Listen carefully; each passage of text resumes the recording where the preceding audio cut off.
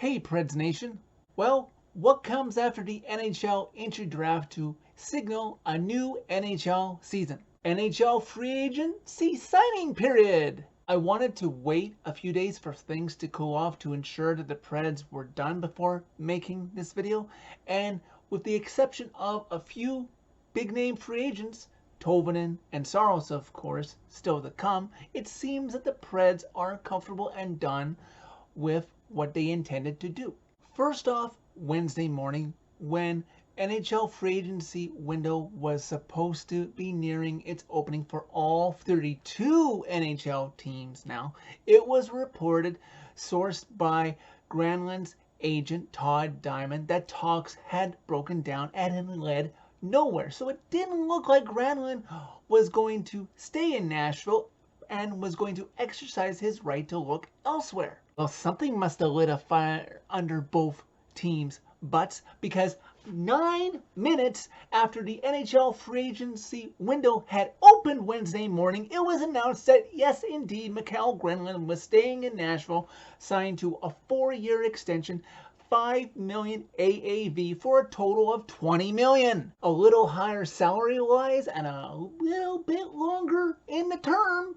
But I guess the Preds were impressed because of how much Granlund has improved himself since playing under John Hines' coaching rather than Peter Laviolette's. And the Preds really couldn't shed any more big names from this roster if they really intend to extend Matthias Ekholm and Philip Forsberg this summer.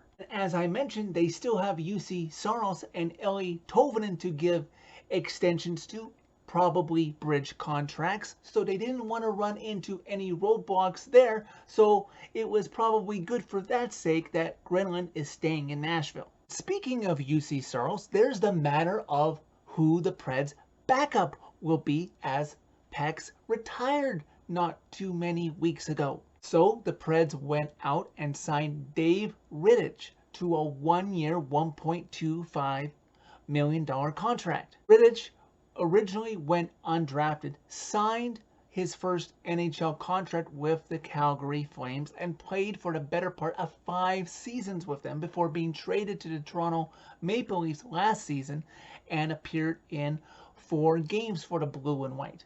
And not to bring up Granlund again, but Preds fans may remember that it was on February 27th, 2020, the last time the Preds played against Rittich, that it was Mikael Granlund who tied the game against Calgary with 0.1 seconds left before scoring the overtime winner on him. The word was out leading to NHL free agency that Rittich was hoping to sign with a team and possibly fight for the #1 spot. Well, I hope he knows what he's getting into, being Nashville, and considering his stats, he has been a serviceable goalie with his goals against average, but his save percentage has been a little suspect. But as long as he can maintain a somewhat .500 record, that should satisfy most Preds fans, because I can't see him starting anywhere more than 20 to 25 games. UC should be getting the bulk of the starts next season. In addition, I will be curious, because I haven't seen it reported as of yet, what Rittich's number will be next season, because up until this point he has worn number 33, and since the 2016-2017 offseason, that was Victor Arvidsson's number. Now I know he's gone, but what kind of respect do the Preds pay to that number if they give Rittich it right away? So I will be curious to see, by the time training camp rolls around, what number is on Rittich's back. Finally, on Wednesday, it came as a surprise to many that the Preds were the first team this offseason to sign